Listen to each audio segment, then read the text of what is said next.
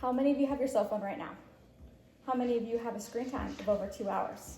And how many of you use your phone while you're going to the bathroom? Please don't raise your hand for that one, but we all know it's way higher than we want to admit.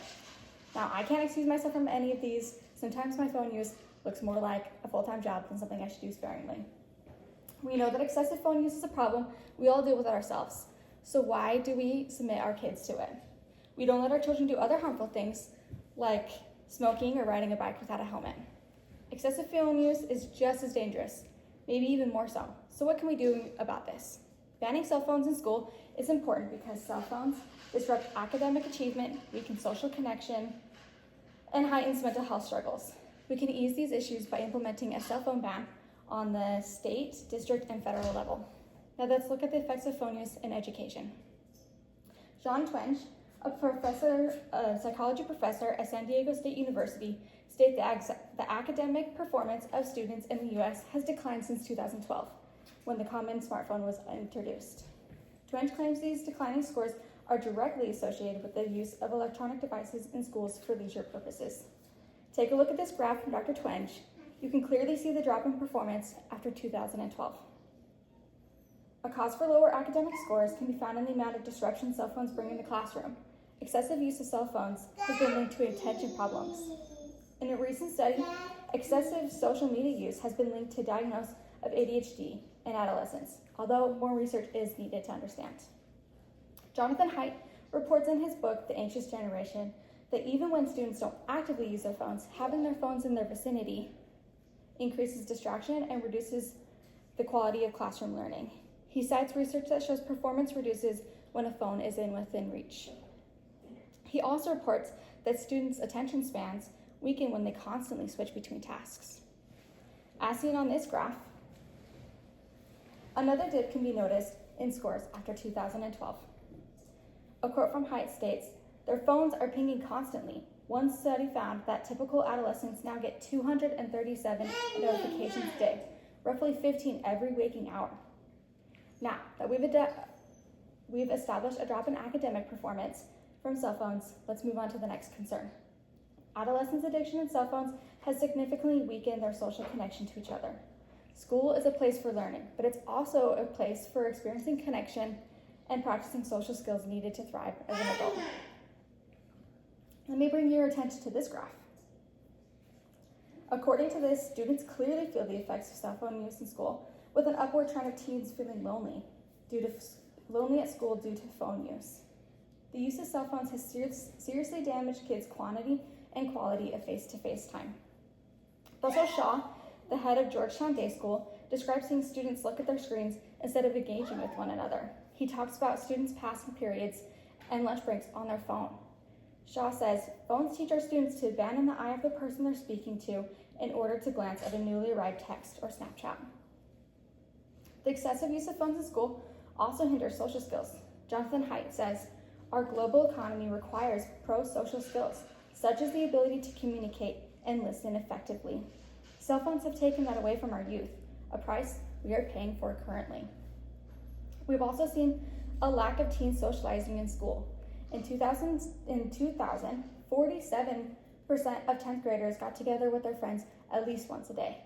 But by 2017, that was down to 26%, U.S. Surgeon General. Every hour that adolescents spend online comes at a lethal cost. They have traded away precious hours from developing authentic in-person relationships, says Haidt. Last, let's move on into my opinion, the worst effect that social media and cell phone use has in our youth. The most critical effect cell phone use has in adolescents is the mental health crisis they face. Studies have shown a correlation between heavy social media use, depression, anxiety, cyberbullying, and suicidal ideation. With this graph, it's clear that the rise in depression can be found after the smartphone has risen in popularity. A serious issue students have been exposed to is cyberbullying. The at-arm's length nature of social media interactions makes cyberbullying easier and more frequent than in-person actions. Cyberbullying is especially prevalent in young girls. In comparison of 36 studies, the U.S. Surgeon General found a consistent relationship between cyberbullying through social media and depression among teens, with girls more likely to report experiencing cyberbullying. The Department of Health and Human Services report that 64% of adolescents are often exposed to hate-based contents.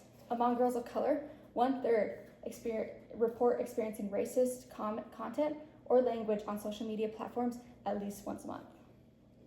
The undeniable rise of mental health struggles can be found after social media and phones became popular in adolescence today.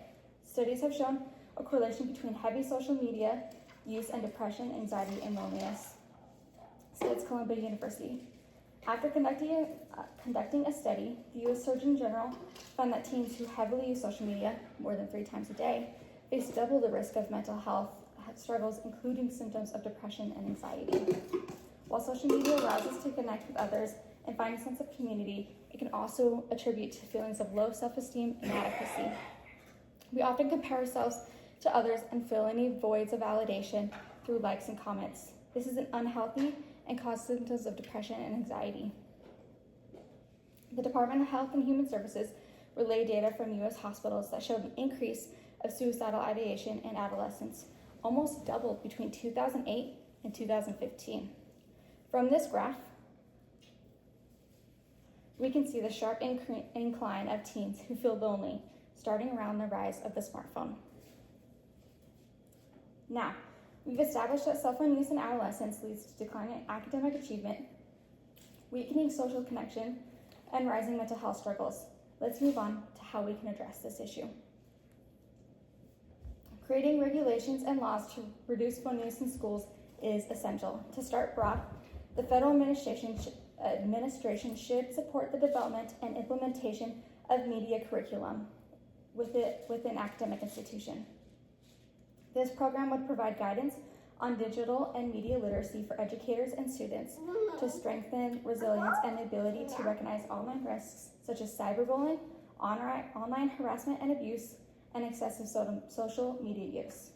I also urge the U.S. representatives working on the Focus on Learning Act, which would require federal actions to address the use of mobile devices in elementary and secondary schools, to continue their work and pass this federal act. Next, I would focus on district action to ban all cell phone use in education. The most straightforward policy is to ban all phone use during school hours. A policy on appropriate use of digital technology, including laptops and tablets, would also be appropriate. Many states and districts have already passed laws and regulations on cell phone bans. California's governor recently signed the Phone-Free School Act, which requires all districts and charters to adopt a phone policy that limits or prohibits cell phone use during the day.